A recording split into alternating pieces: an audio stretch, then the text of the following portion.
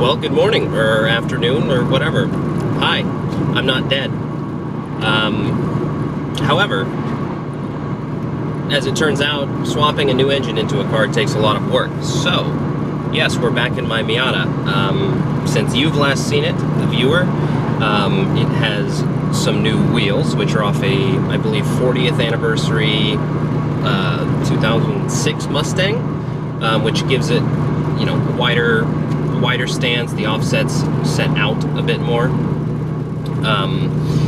Let's see, what else? Oh yeah, new motor.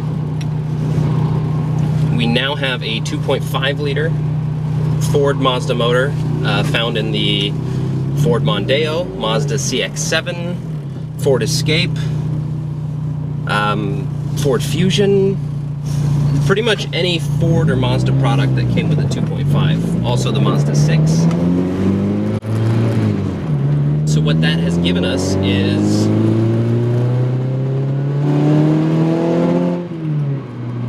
of course an increase in horsepower, but more importantly, a drastic increase in torque.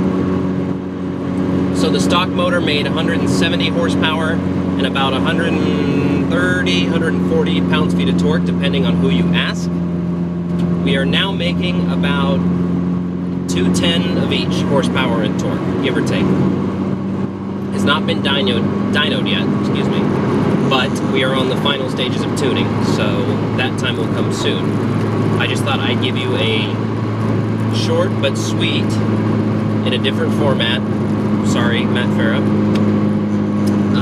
little review, so you can kind of see where the car is at. The torque is by far the most noticeable difference. You don't have to be in a really low gear to pass anyone, but when it does hit the power band, which is like anything after 4,000 RPM, it is actually a fast car now. And it's not, oh my god, I'm going to scare a passenger on an airstrip fast. But it pulls out of corners so much faster, and I hope that will translate to camera. So let's see.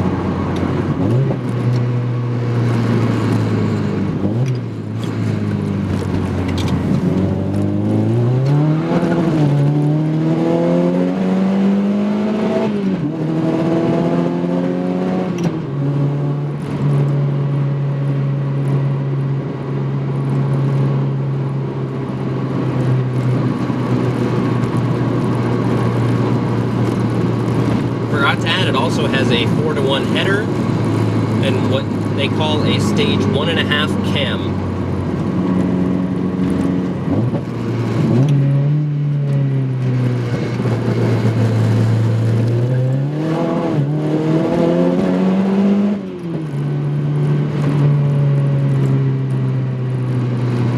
And it's a bit louder.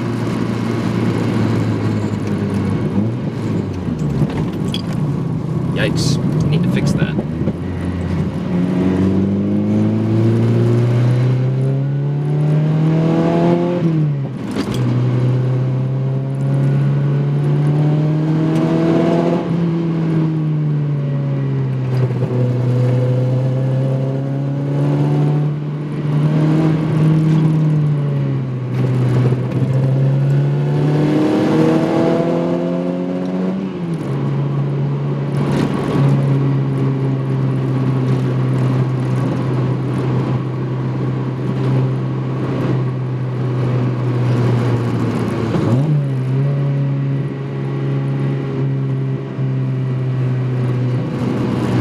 Please excuse the minor squeaks and rattles. This motor's slightly taller than the old motor, so there are a little bit of clearance issues to work with. I figured most of them out, but yes, there's still little things to work out here and there.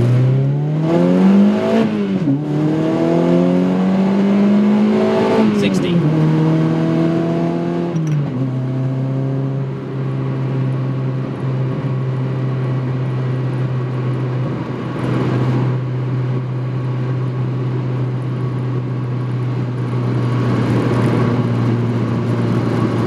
So with the addition of the header, we also lose the catalytic converter, which makes for great noises, great little pops and bangs, and more horsepower. Who doesn't want that?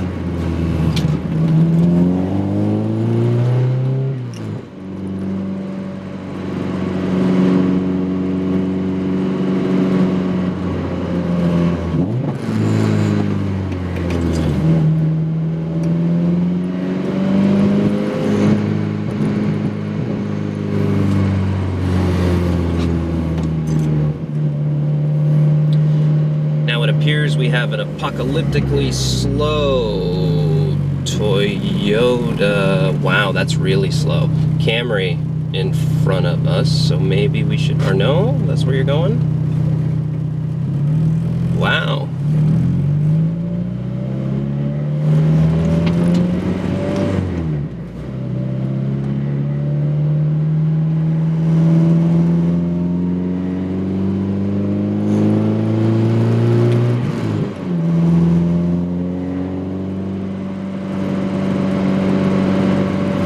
Also a new Delrin shift knob.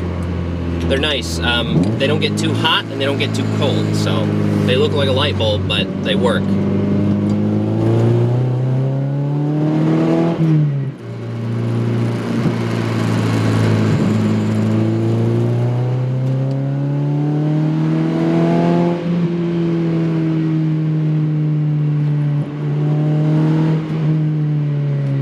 This feels like it's how the car should have always been.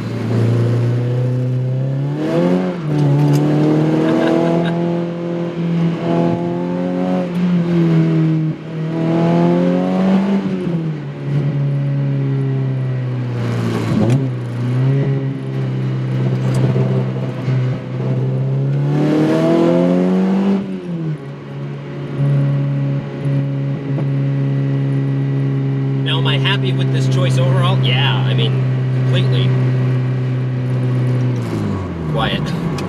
However, it has made the car a little more racy. I may be in search of a new daily, but we'll see. Sorry, I had to throw it in neutral so I could hear myself.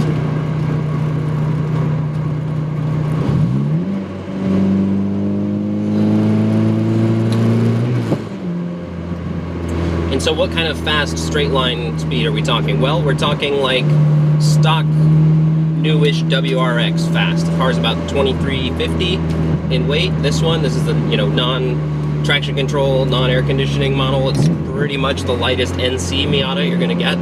So, you know, with about 210, 2300 pounds, that's about what you're looking at.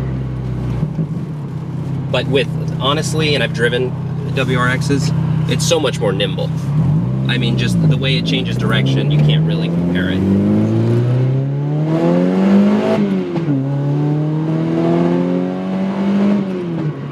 There's just something about a naturally aspirated motor that just, it's a little more satisfying.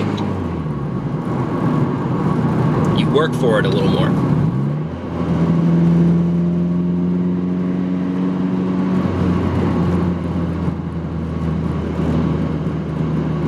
And it still maintains the 7,000 RPM red line. I found the motor on eBay. It was out of a rear-ended, gosh, I think it was a Ford Fusion with 19,000 miles on it. This chassis has 54,000 miles on it. As it sits, I did it at about 52,000. Yeah, and the motor was, you know, $426 shipped. I mean, yeah, why wouldn't you? The motor's actually cheaper than the less powerful 2-liter motor that came with the car. Just more common, I guess.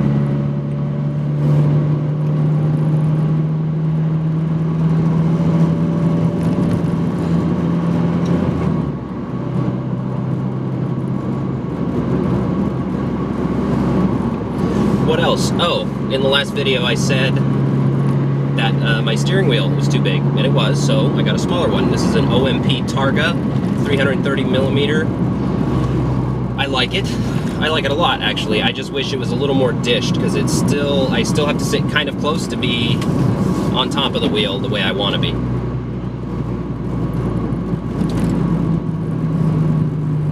Other than that, the car has not really changed. Suspension is the same. The Tokiko shocks, Eibach Pro Kit, Hotchkiss front and rear sway bars. No complaints in the handling department. Honestly, it just took everything I liked about the car and made it that much better. Now, if you're wondering about weight, the weight difference between the two motors, I believe is, I'm not making this up, something like 12 pounds, so you won't feel it. It's like driving your old car after you just ate Chipotle. It's the same.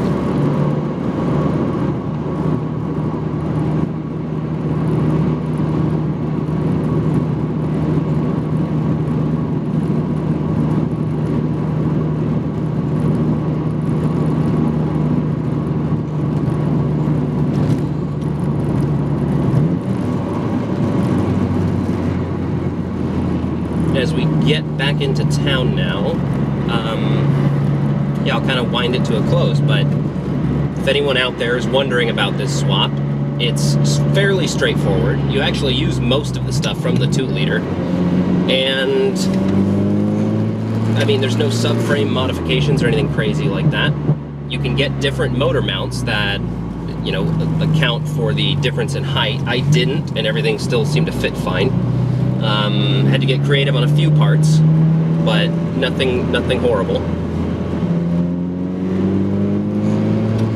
I mean, honestly, it's kind of a no-brainer if you find yourself needing a new motor. Now, it hasn't transformed the car so much where I would say do it if your car is running perfectly fine. But if you get a rod knock like I did, don't bother rebuilding that 2-liter, just get one of these.